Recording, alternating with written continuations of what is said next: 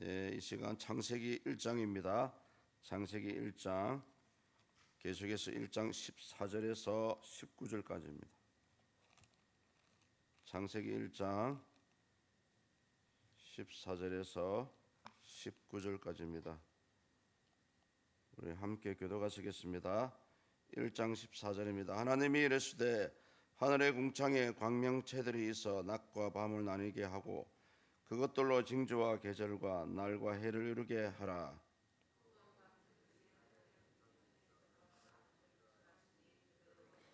하나님이 이 두 큰 광명체를 만드사 큰 광명체로 낮을 주관하게 하시고 작은 광명체로 밤을 주관하게 하시며 또 별들을 만드시고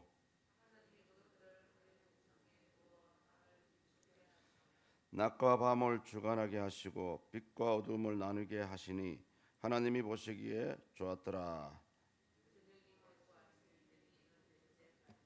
아멘. 이제 빛을 만드시고 둘째 날에는 이제 궁창을 만드셨죠. 셋째 날에는 땅과 바다와 각종 사람이 먹을 수 있는 식물을 우리 하나님께서 만드시고 오늘은 넷째 날입니다. 이제 넷째 날에 우리 사람의 그 생명체를 이 지구상의 생명체를 유지시켜 줄 수 있는 그런 역할을 하는 그 도구에 지나지 않는 광명체, 해와 달과 별들을 만드시는 그런 내용들입니다. 중요한 사실은 뭐냐면은 오늘날 많은 과거에부터 오늘날 많은 사람들이 이 해나 달이나 별들을 보고 하나의 숭배의 대상으로 여기고 있다는 거죠. 특히 우리나라 같은 경우도 보면은 샤머니즘과 토테미즘이 굉장히 발달한 나라입니다. 그러다 보니까 특별하게 어떤 신앙이 없음에도 불구하고 가정에 뭐 기lum사가 있을 때에 집 뒤에 가서 정한수를 떠놓고 달을 향해서 비는 그런 모습들을 우리가 종종 볼 수가 있었습니다.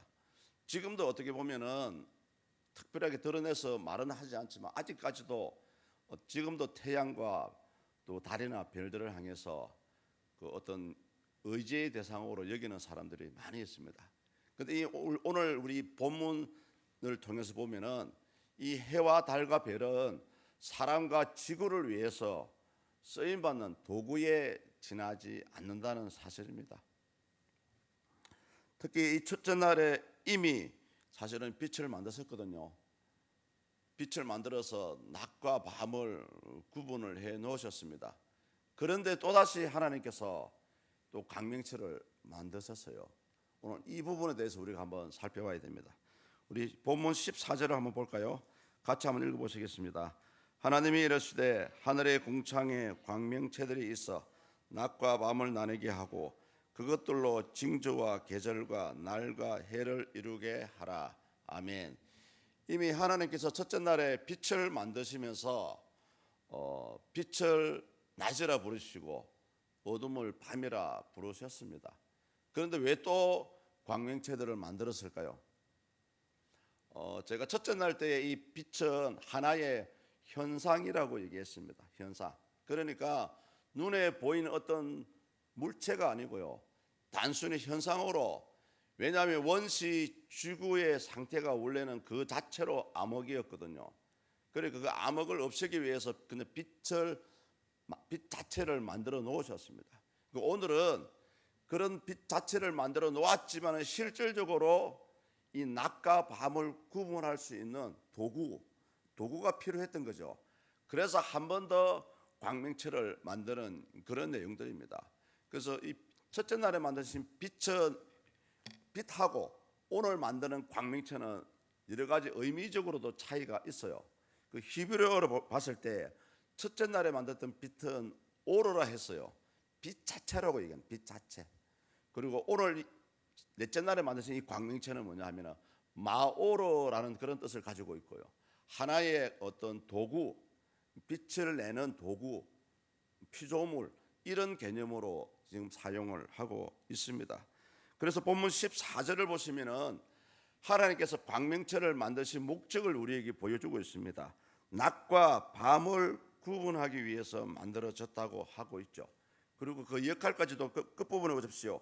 그것들로 징조와 계절과 날과 해를 이루게 하라, 이런 말씀을 하고 있습니다. 그래서 이 태양과 달과 별은 이 낮과 밤을 구분하는 그런 역할도 하지만은 사실은 이것들을 통해서 과거에 많은 사람들이 어떤 앞으로 일어날 징조를 예상하기도 했고요. 그리고 연수, 또 계절의 변화, 이런 것들을 구분하기도 했습니다. 지금도 마찬가지입니다. 지금도 농사 짓는 분들이나 또는 바닷가에서 물고기 잡아러 나가는 어부들은 굉장히 그 해와 달의 변화를 잘 살피고 있죠. 이런 달의 변화 때문에 조수간만의 차이가 있기도 하고요. 썰물이 들어오기도 하고 밀물이 나가기도 합니다.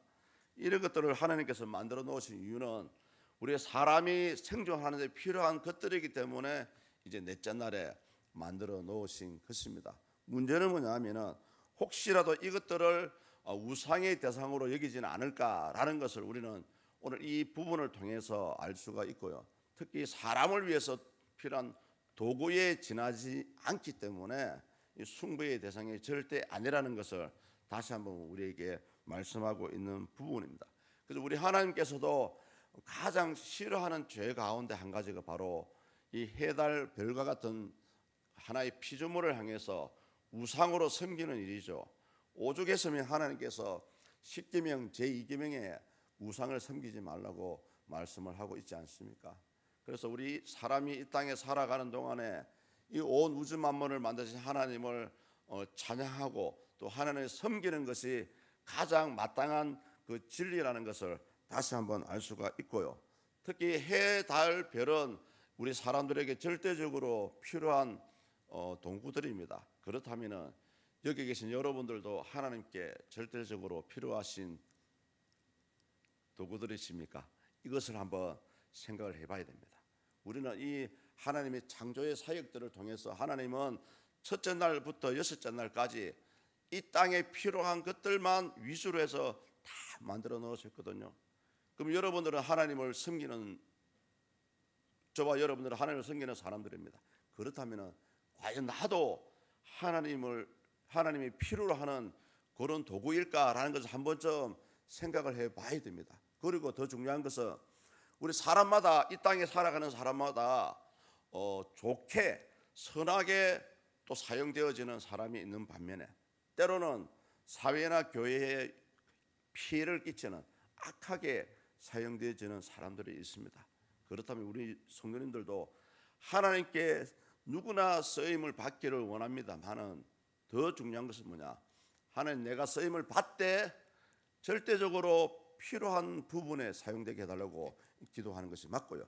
더구나 선하게 사용되게 해달라고, 이거 진짜 기도해야 됩니다. 왜냐하면은 아무리 교회 안에서 하나님을 믿는다 할지라도 사람마다 다 생각이 틀리고요, 가치관이 틀리고 또 때로는 인간인지라 마음의 욕심이 일어날 수도 있습니다. 그러다 보면은 하나님의 뜻을 역행하는 죄를 우리 사람이 범할 수가 있어요. 그런데 이제 그런 모습들 우리가 어떻게 알 수가 있을까? 알 수가 있습니다.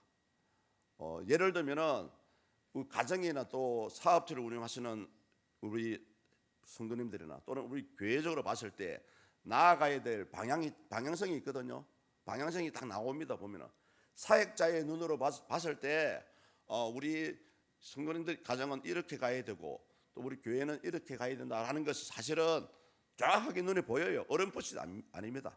정확하게 눈에 보이고요. 또 말씀을, 하나님의 성경 말씀을 대조해 봤을 때 우리가 내가 이렇게 살아야 되는구나, 또는 때로는 이렇게 살면 안 되는구나라는 것을 본인 스스로, 여러 번 스스로 느낄 수가 있어요. 그때에 진짜 우리가 선택을 잘 해야 됩니다.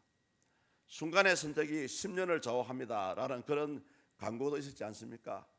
여러분의 잘한 선택이 여러분의 후손 1000대까지 영향을 끼치고요, 또 여러분의 잘못된 선택이 여러분의 자손 3, 4대까지 영향을 끼쳐서 마치 가정이 멸망당하는 그런 모습들도 볼 수가 있습니다. 그래서 이 아침에 기도하실 때 하나님, 어찌됐든 우리 가정, 또 우리 자녀들, 또 우리 속해 있는 이 서문의 공동체 하나님께 쓰임을 받되 선하게 사용되게 해달라고 기도하셔야 되고요. 또 아울러서 이왕이면은 멋지게 사용되어야 되지 않겠습니까? 하나님 이왕 사용하실 거 진짜 꼭 필요한 곳에 우리 자신 나 자신을 사용해 달라고 그런 기도를 할 수 있는 이 아침이 될 수 있기를 축복합니다. 기도하시겠습니다.